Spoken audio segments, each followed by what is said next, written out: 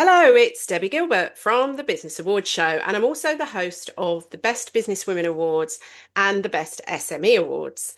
And today, I'm delighted to be joined by Abi Purser, founder of Longcroft Luxury Cat Hotel, a business that has completely reimagined what pet care can look like.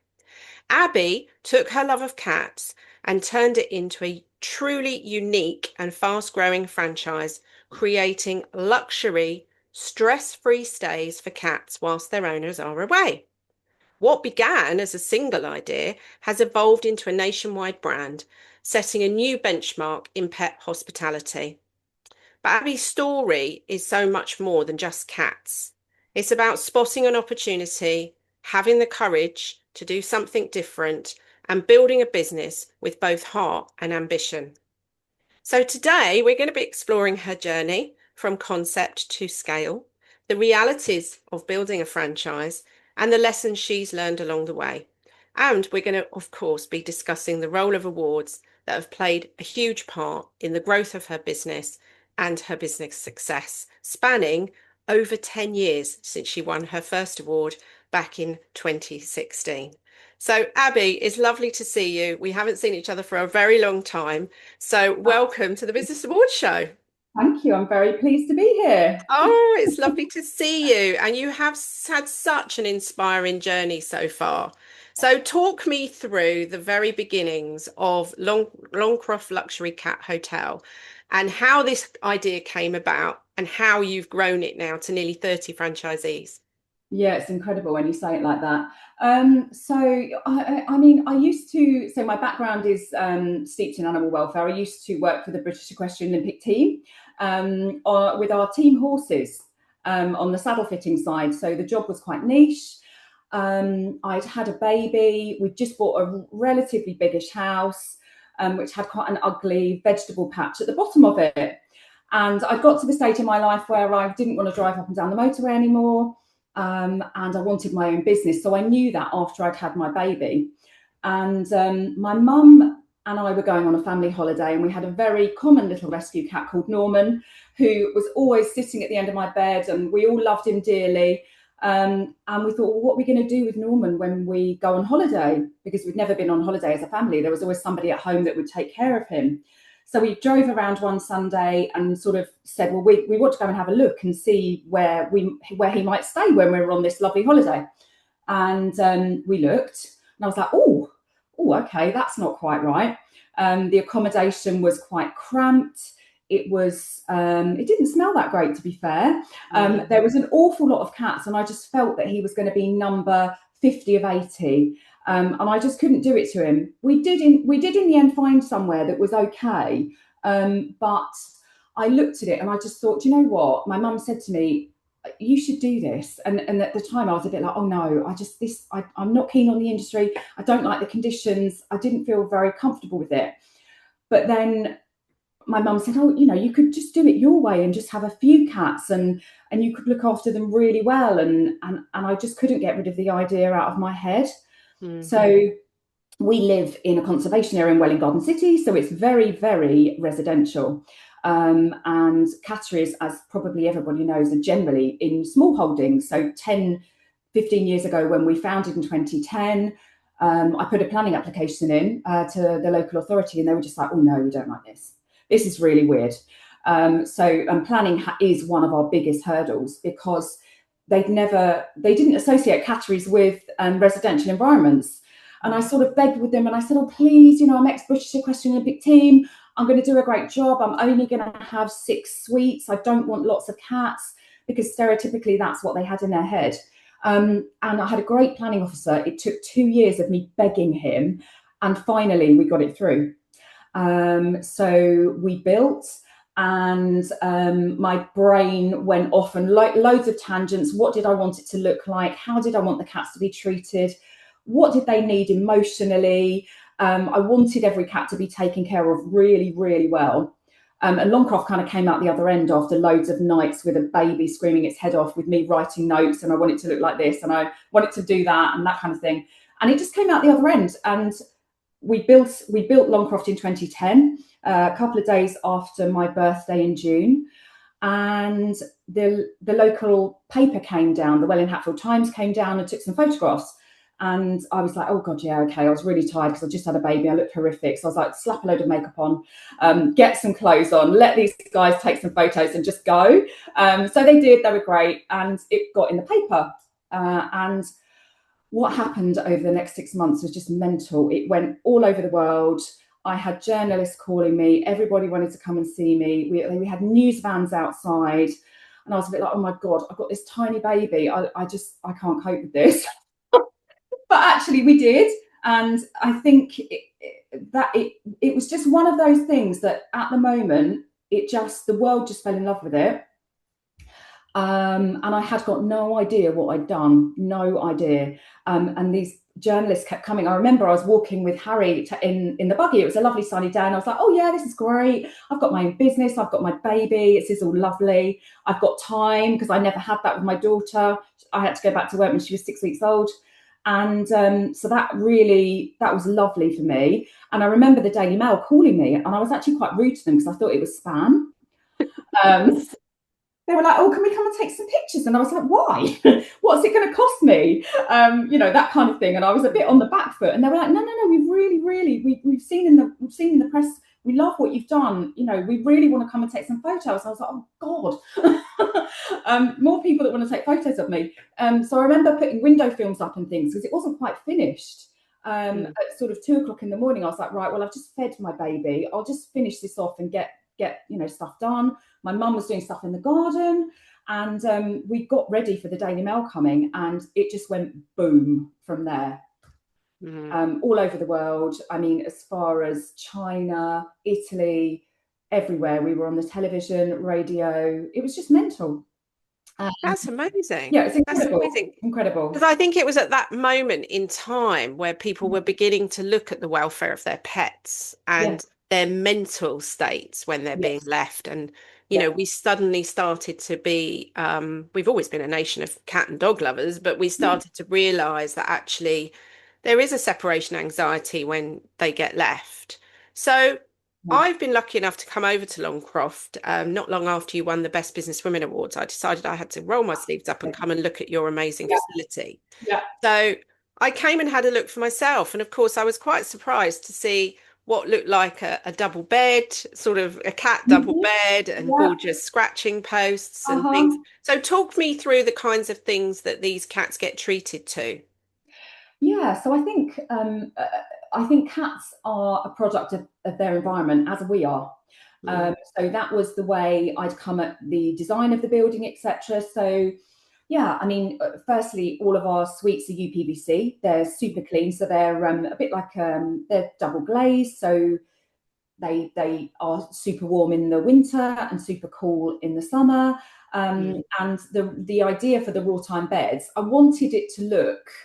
There's a fine balance between it being veterinary, clinical, and homely, and I wanted it to be homely, but within the realms of what we had to do as a business. So my cat was always on my bed, always on my bed pillow. You could guarantee I'd go to sleep and it's like, oh God, Norman's been on here again. My pillow's covered in hair. So that was, the beds were inspired by him always sitting on my bed pillow. He was super happy. And I was like, okay, well, let's give all these cats a really comfy bed. I went slightly over the top and made them wrought iron. But all of our suites at Longcroft they're all designed. And look, the cats don't mind about, what the colours look like, but we do. I wanted people to walk in and go, this is home. This is actually second best to my auntie looking after my cat or something like that. I wanted to give it that feel.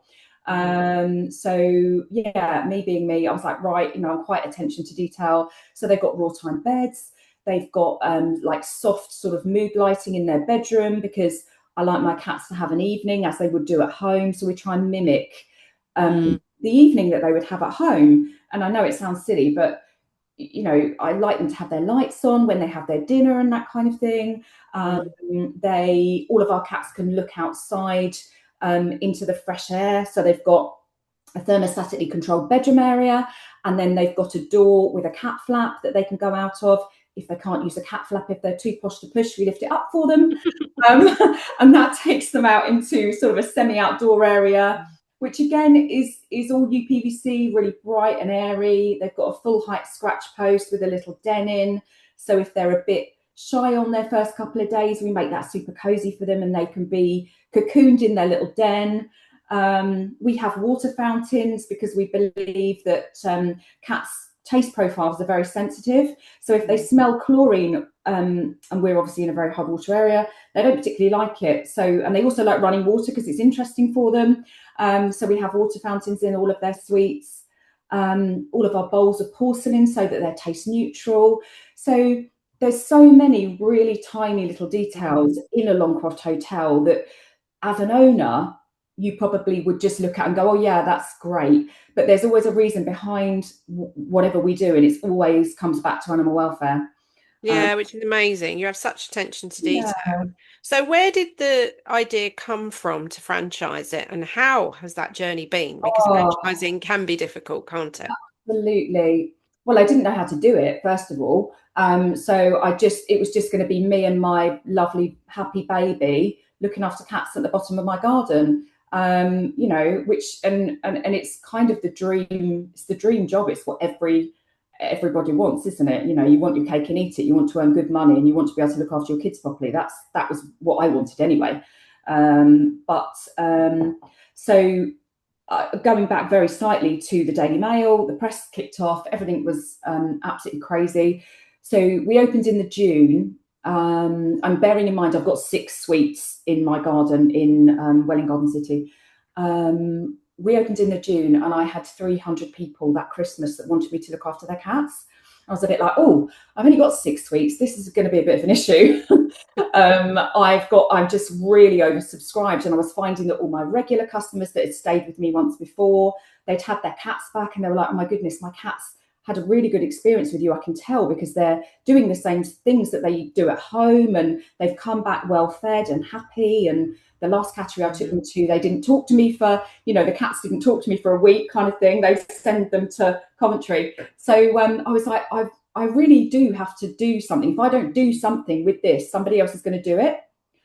So, but I was just like, I just don't know how to. I didn't have another, 100, not hundreds of thousands, 20, 30 grand at the time to build another cat hotel. And my mum had lent me that money as well. So I was actually paying her back.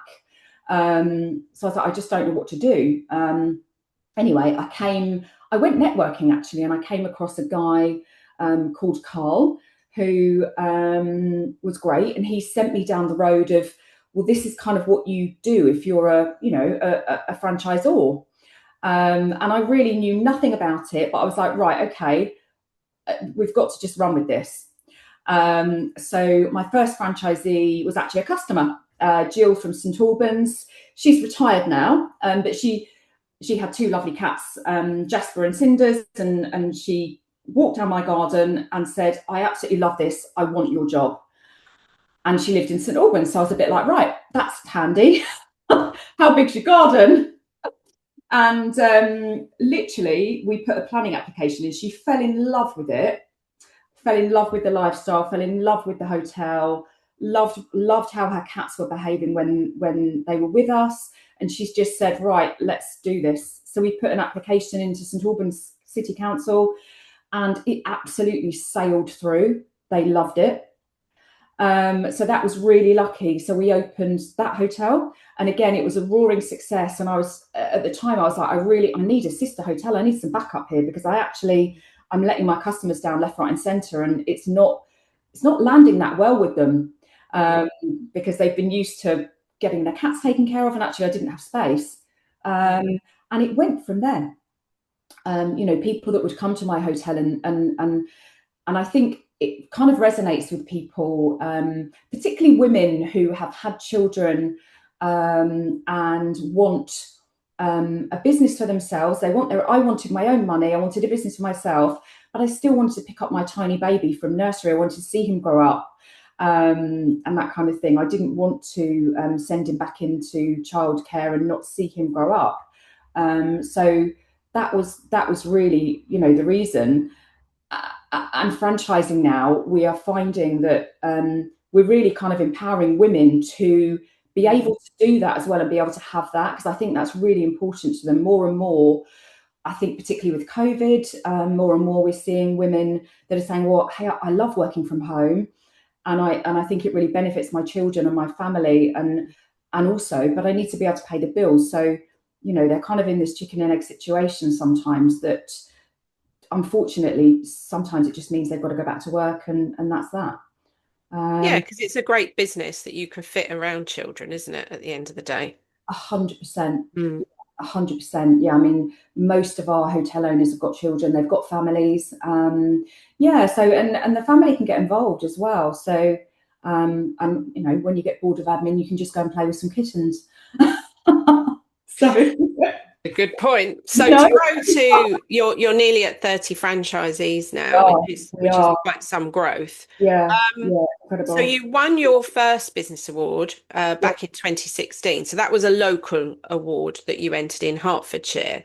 it's hard. Yeah, Um, yeah, and then obviously you've gone on to win, you must be more than in double figures now.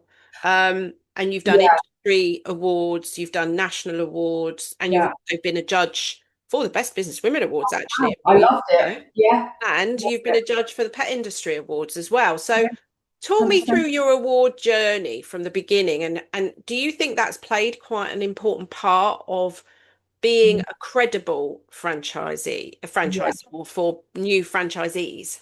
Yeah, absolutely, absolutely. I think I think there's lots of positives. I mean, the writing the award submission, even sort of, getting to grips with writing an award submission, it really makes you think and evaluate your business, even to at that very early stage. Mm. And then, I think, again, working on your own is quite solitary. So Mm. to have somebody sort of say to you, we love what you do. There's all these great businesses coming together. You're all, pulling together and doing a similar thing for the same reasons. So I think, yeah, but for us, and then you've got the event. There's so many great things about it. The event's amazing because you get to meet loads of people, you get to network. And I mean, generally, when we're in the room, when we're networking, you've got accountants, you've got, you've got lawyers, you've got Mm. you've got your car person. We come along and we're like, oh yeah, we're a cat hotel. And it is a bit of a talking point. People want to stop, and they're Yeah. really curious about, so how did it start? And what did you do? So, and are you really that busy?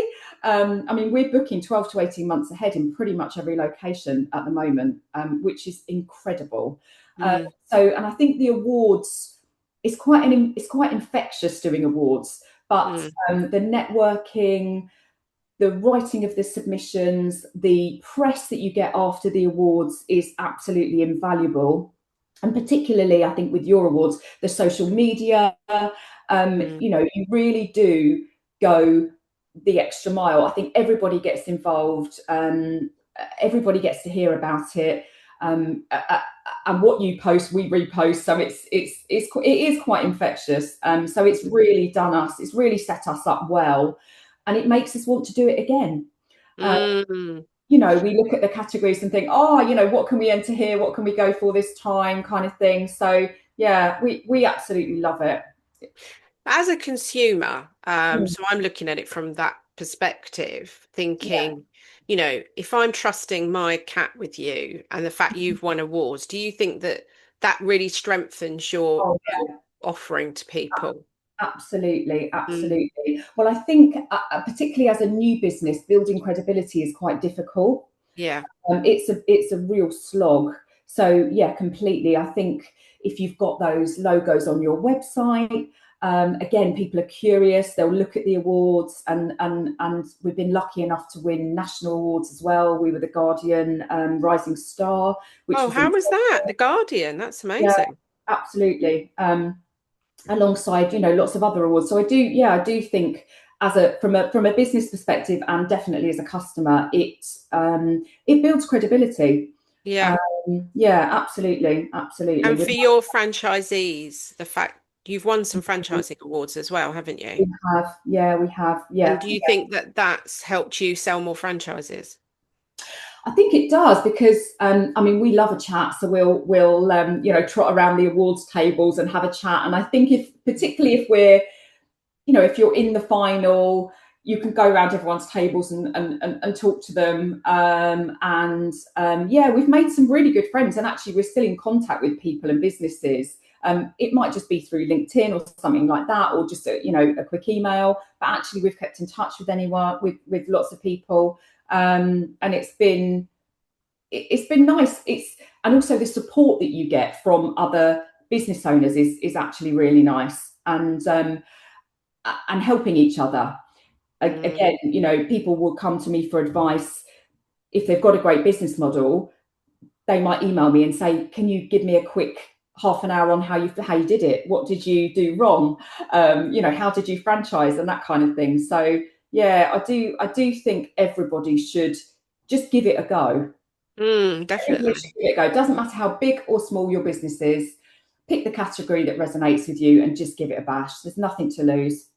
No, that's really good advice, actually. So you then strayed into judging. I So did. what was that like Only when because you asked me. you Oh, it was such a fun day. Yeah, I mean, I had judged some awards before. I'm an ex-director of the Pet Industry Federation. Yeah. Unfortunately, I just couldn't give it the time it needed, so had to focus on building the franchise. But yeah, it was so much fun. Obviously, you invited us down. We had a great lunch, reading, which yeah, if you've got food is my go-to. Reading all the submissions, and obviously it was early days when we judged for you. But yeah, I loved reading all the submissions, and also we've judged other awards before where we weren't really allowed to. I like to read, I like to look at a business, Mm, and I like to have a little 5-minute research on them. yeah. I don't like to take what they've written as read. No, you can't. You can't. So No. I'm a pain judge.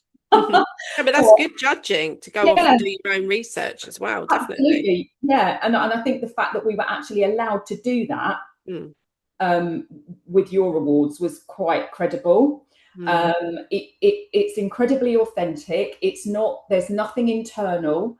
mm, So I think that is, for me, is really important, because there have been some other awards where perhaps we thought, oh, that the judging might be a little bit skewed mm. or something like that. And that absolutely is not the case No, no, no. with your awards. No, thank you. Absolutely not. There are a bit of a mixed bag of Oh, judging that goes on. I mean, I judge for yeah, the Stevie Awards, which is a global awards for women, but actually their process is really robust, and I yeah, was very impressed with it. But then I got asked to judge some other awards last year, yeah, and I ended up backing out yeah, because the judging process just wasn't fair, just, and proper. And I just said, I'm really sorry, I'm going to have to step down from doing this because I yeah, don't agree with how you've done it. yeah, yeah, And for absolutely. me, it has to be a fair process. Yeah. And yeah, it's interesting you've said that. And then you've also sponsored awards as well. So I Have guess that's a bit of brand awareness. Absolutely, yeah, it is, and it's again, I see it as kind of looking after each other. Yeah. It definitely builds brand awareness. I mean, your social media campaigns are really strong. They're very interactive. So absolutely, I think it does build. It definitely builds awareness. People still come to me. I mean, I think that we've got 30 franchises, but customers will still call, or somebody that wants to open a franchise, they'll still call and they'll say, "We've just found you." It's like with their dirty little secret kind of thing. So I do think that brand awareness is really important. We were really lucky that we hit where we hit at the right time. And we got an awful lot of, we were first to market really with the concept of a Mm, luxury cat hotel. There were people out there that called themselves a hotel, a cat hotel, but actually they weren't. They were a cattery, they just changed their wording to cat hotel. And for me, I was just like, no, no, no, no. A cat hotel has got to be better than your home. If you go on holiday, a hotel is better than your home. So I think we were really lucky, but I think other businesses perhaps that need to build, credibility and brand awareness. I think, again, awards are a super important part of Mm, that. And actually, from a commercial point of view, probably cheaper mm. and more fun. Yeah, So we're all about the fun, right? it is all about the fun. So Exactly. let's go back to building this franchise. So you mentioned you Yeah. worked with Carl and he helped you formulate your offering, but you've Yes. presumably just had to, you know, work out a sales plan for that. Yeah. And Yeah. have all the franchisees worked out? Have there been challenges along the way? What's the kind of Yeah. Yeah. biggest hurdles that you've overcome with that? Absolutely. So picking the right team is absolutely the most important thing ever. In the very early days, I mean, what I can say is getting a franchise from 1 to 4 is the most horrendous thing in the world. Is it? Was So that the hard. really difficult It's part? so Right. hard. Yeah, because people say to you, "Oh, you've only got 2 hotels and it's going to cost me X amount more money. Why am I not going to do it on my own?" Mm, And you've really got to think about your offering, mm, and you've really got to think about, well, what do I get for that? We're mm. not in that place now at all. I mean, No. we are. NatWest called me out of the blue the other day and said, "We love your franchise so much. We're actually going to help you with lending for your franchisees." And I was a bit like, "Well, you're NatWest." But stuff like that is beginning to happen now. But yeah, absolutely, the people. I mean, it's corny, it's an old-fashioned saying, but people buy people, and they absolutely do. Mm, So I think we've definitely had in the very early days one that went very wrong. And I'm so glad that was in the very early mm, days. We had a contract that we didn't have a ton of money in the beginning. As I said, my mum, bless her, lent me the pressure. She lent me her she had some savings in an ISA. And she said, "Oh, I really want to set you up with your own business. I want you to have your own thing." And I was like, "Oh, God, you've given me your life savings. I really can't mess this up." And so she did that for me. And then very early on, we had sort of like a pilot contract, yeah. a franchise pilot contract. And I'm not a contracts lawyer by any stretch of the imagination.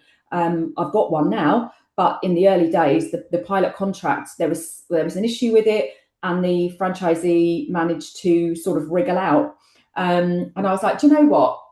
If you don't want to sort of stay with Longcroft, I'll allow you to do that." So we parted company. But what that did teach me is, don't my gut. I've got a really strong gut feeling, and I think Mm. everybody's got it. You've just got to not ignore it, and just don't recruit the wrong people. Um, And do most of your inquiries come sort of via word of mouth, or do you go to franchise shows? How do you recruit new franchisees? yeah, we are so lucky. So we have gone to the franchise shows. Um, I just go to have a nose around. Mm, Generally, there's one coming up, a big one coming up soon. But it kind of isn't the right environment for us. yeah. It's a bit more, you've got a pizza making company, you've got a leaflet delivery company. They're all quite generic businesses, whereas ours is we're quite bespoke. We're still a Mm, female, really small female-led team. So yeah, it's customers ultimately, so mm, customers will come to us.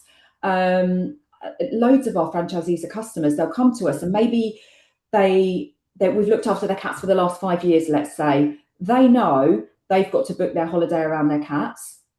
They know they can't get in unless they're a year to 18 months ahead, or they call us and say, "Right, what dates have you got?" And then I'm going to go and book my holiday around that. They know our room rates. They know that we're credible and that we've got lots of locations and we're very successful.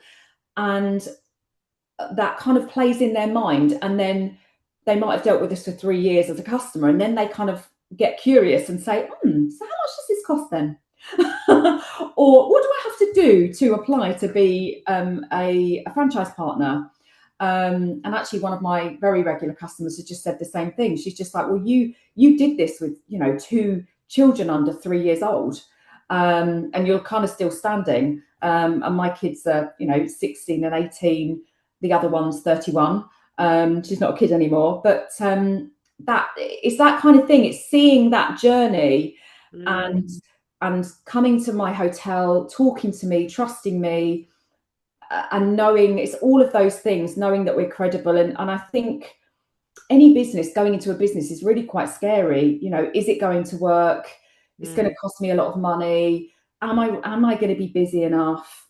All of those things that we worry about, particularly in this climate. There's stuff happening all over the place. And what I can say is that we're quite bomb-proof. We're a service industry, so we are actually quite bomb-proof, because AI can't look after your cats. And I'm not going to bang AI, but it's true. No, it's true. Yeah, it's true. And I think businesses increasingly now, or people who are buying businesses, are looking at, is this going to be an industry that will be replaced at some point by AI? 100%. And we all have to look at that. It's a little bit like me launching a second awards. I did that for a reason.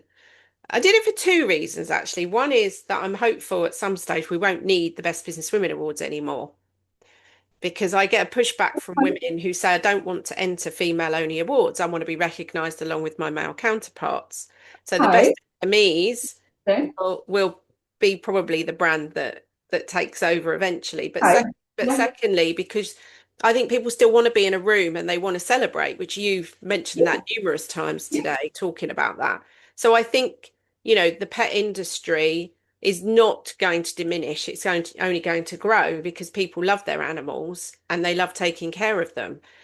With your franchise package, do they get the actual cat hotel framework, or do they have to go off and get that locally to them? How have you packaged it up for them?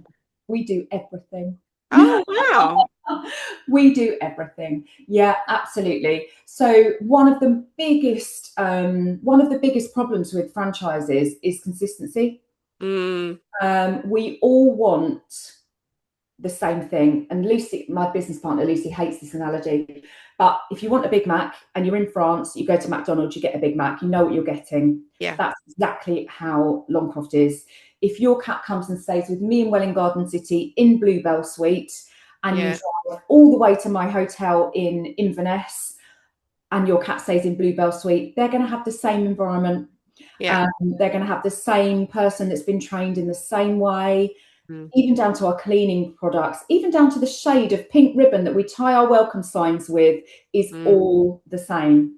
And what that does is it drives consistency, not only for the brand, but for the customers as well. Quite often, because we were born in Hertfordshire, Longcroft was founded in Hertfordshire. Quite often, our Herts, Beds, Bucks, and London, Essex hotels are fully booked. It's a bit like a daisy, you've got your centre and you've got your petals around the edge. Our centre and our petals around the edge are pretty busy. So our other hotels that are slightly further out, people will say, just find me a hotel. They'll call our global availability line, find me a hotel that's an hour and a half away.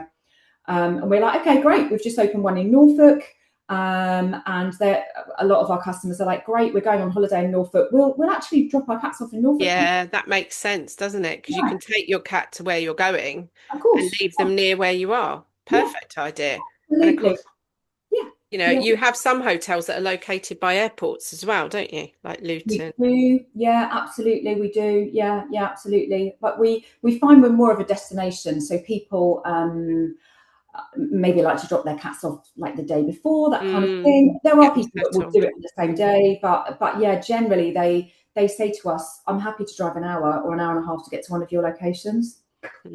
So I know, it's amazing. So I mean, the time's gone really quick. So we're near the end now. So let's just finish off by, what's the plans for Longcroft over the next year, 18 months? Are there more awards that you're going to enter? Are there any other things that you're doing with the business? What's happening? What's hot? What's hot off the press? Absolutely. So 100%. I think COVID gave us a bit of a battering, because obviously we're linked to travel. So that gave us a bit of a battering. So we're fully recovered now. Our focus was to get the business back on track and then look externally. So we're absolutely 100% up for doing some awards. So I'll see you soon. Yeah, I think we've got our first hotel opening in Scotland, which is really exciting. We've opened a hotel in Norfolk. We've opened in Byfleet. We've opened in Chelmsford. We're opening in Wisbech. So we're really gaining traction, and that's just kind of this year, really. So our focus is keep doing what we're doing, get the right people on board. So just really opening hotels to serve the demand, the demand that we have. We're potentially looking, and maybe this is another podcast, we're potentially looking at developing a product, which I can't tell you that much about at the moment, but we're that's in a very early stages. So I just think keep doing what we're doing, really, and attracting the right people. We always need people to join us, so they can always call me. It is a business that you can run alongside another business, because if you work from home, it's Oh, another business you could do with something absolutely else is. you're doing. Completely, and a lot of our hotel owners do that. We've got one of our lovely hotel owners is a mortgage advisor alongside. Another one does holistic therapies. Another one is a hairdresser. Holistic therapies there had my vision in my brain that popped in was a cat like lying there having Reiki or having a pedicure. Paws in the air. Oh, Abby, it's always a pleasure to talk to you. You have so much enthusiasm. In fact, Abby, if you could bottle up your enthusiasm as a product and sell it, I think you'd do really well. Oh, thank you. I'll try. Well, I wish you continued success with Longcroft, and well done. Well done for getting it this far. Pleasure. See you at the awards. Thank you. See you later.